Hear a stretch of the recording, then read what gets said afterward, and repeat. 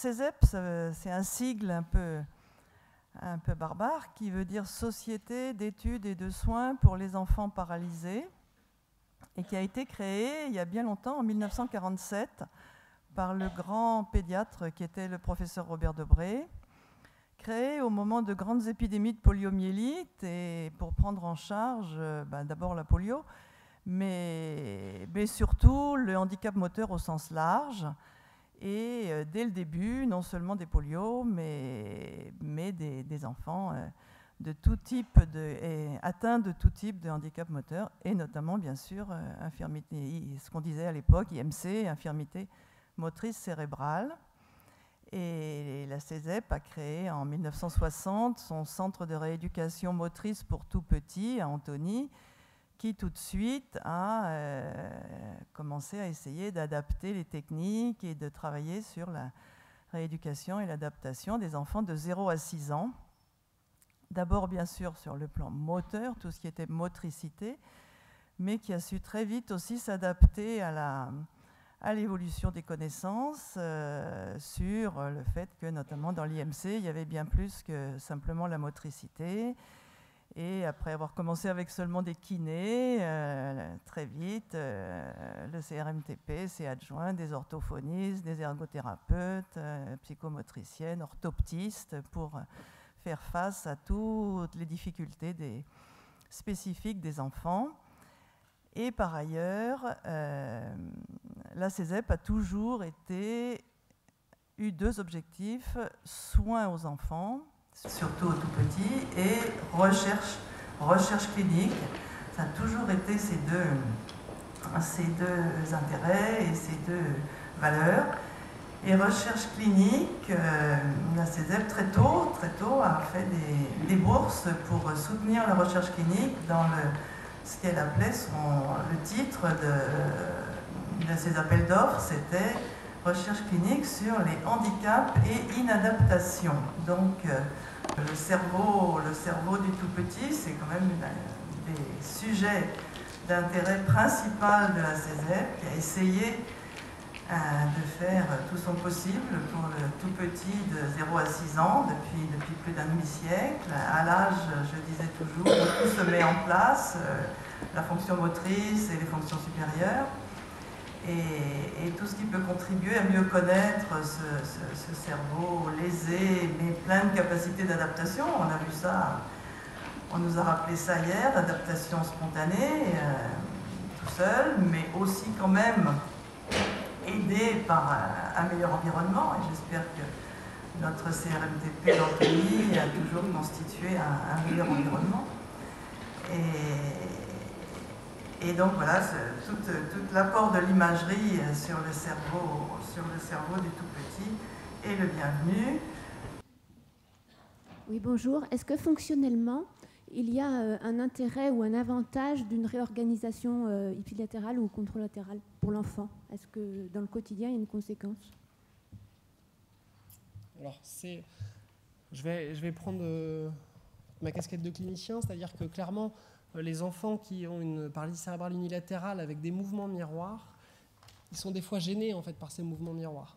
Alors, je ne sais pas s'il y a un avantage en fait à avoir une réorganisation ipsilatérale, parce que quand on a une réorganisation ipsilatérale, les équipes du professeur Krakeloman l'ont bien montré, c'est que vous avez une main parétique qui est souvent péjorée, mais alors il y a certaines mains parétiques qui fonctionnent bien, mais ils peuvent être de temps en temps gênés par ces mouvements miroirs, et je ne sais pas s'il y a un avantage quelconque à cette réorganisation. Je pense que c'est plutôt un fait, comme l'avait dit le professeur Krakeloman hier, ça se fait par la maturation, donc ça se fait seul, et je ne sais pas si c'est un avantage. Il y a des situations où il y a des voies motrices ipsilatérales qui n'ont plus de fonction, et là il y a que des mouvements miroirs et il n'y a certainement pas d'avantage.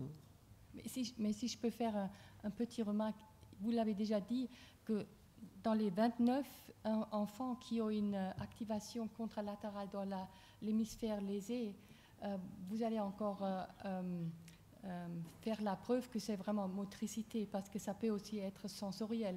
Donc ce n'est pas encore une preuve absolue. On est en train d'y réfléchir, mais effectivement, c'est d'aller ensuite voir, de combiner sur le plan sensitif et moteur, avec des masques. On est en cours là. Pour faire vite, je ne vais pas me représenter vu que je l'ai fait hier.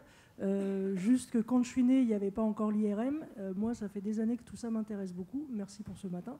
Et en fait, il y a très longtemps que je me dis que j'aimerais bien faire une IRM de mon cerveau aujourd'hui. Déjà pour faire connaissance avec mes fameuses lésions originelles, mais aussi pour voir d'une certaine façon ce que j'en ai fait aujourd'hui. C'est-à-dire, il y a très longtemps, j'avais interviewé le professeur Trusselli, et en fin d'interview, j'avais posé ce genre de questions, et elle m'avait dit, il y a le handicap et il y a ce que vous en faites. Donc, est-ce que ça a un sens aujourd'hui pour les chercheurs de se dire, 40 ans ou 50 ans après, qu'est-ce qu'on peut voir du cerveau en termes de plasticité, en termes de connexion personnalisée, enfin voilà, ça fait partie vraiment des choses qui m'intéressent. Je ne dis pas que je suis prête à prêter mon cerveau à la science, mais je serais prête à faire l'IRM. Voilà.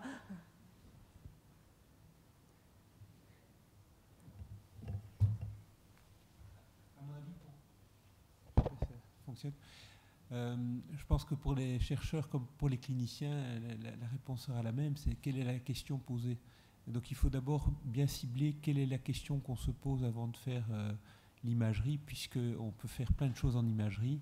Et puis quand on saura précisément quelle est la question qu'on pose, on pourra certainement chez vous adapter la technique d'imagerie qui est le plus en lien avec la question posée. Mais je pense que faire une imagerie comme ça, ça n'a sans doute pas beaucoup de sens, à mon avis. Il y a encore une autre question. J'avais juste une petite question pratique. Est-ce que vous avez pu, sur les enfants qui ont 7 ans, donc j'imagine que depuis leur naissance à peu près, ils ont de la rééducation, est-ce qu'on a pu corréler ça et est-ce que les résultats que vous avez là permettent de déterminer un choix de méthode de rééducation qui serait plus adapté en fonction des réorganisations qu'on peut voir et tout ça? Je vais faire une double réponse. Sur la cohorte, c'est une cohorte, en fait, tous les enfants de cette cohorte d'enfants ayant fait un AVC néonatal, ils n'ont pas tous une paralysie cérébrale, ils n'ont pas tous des séquelles, et donc ils n'ont pas tous de suivi de rééducation. Sur les enfants qui ont une paralysie cérébrale dans notre cohorte, ils ont tous un suivi rééducatif. Donc on ne peut pas voir s'il y a un effet de la rééducation sur leur devenir, ainsi de suite. Il leur a fallu faire 2 cohortes avec un groupe non traité. Et je pense qu'éthiquement, maintenant, c'est compliqué. Donc on n'a pas ces données de savoir quel type de rééducation ils ont eu, hein, et puis quel impact ça a eu. Par contre, sur la réorganisation ipsi et contralatérale, l'équipe de Tübingen montre clairement que la réorganisation ipsilatérale, les enfants qui ont une réorganisation ipsilatérale, ils répondent probablement moins bien à la contrainte induite pour les raisons que sur le même hémisphère, il y a les 2 aires motrices primaires. Donc, si vous bloquez le bras sain, probablement que ça n'a pas le même effet que si vous avez une réorganisation contralatérale. Je ne sais pas si vous allez me contredire, mais je pense qu'effectivement, ça a une implication, à mon avis. Je vous soutiens. Merci beaucoup, je pense, parce qu'on est vraiment bien en retard avec notre temps.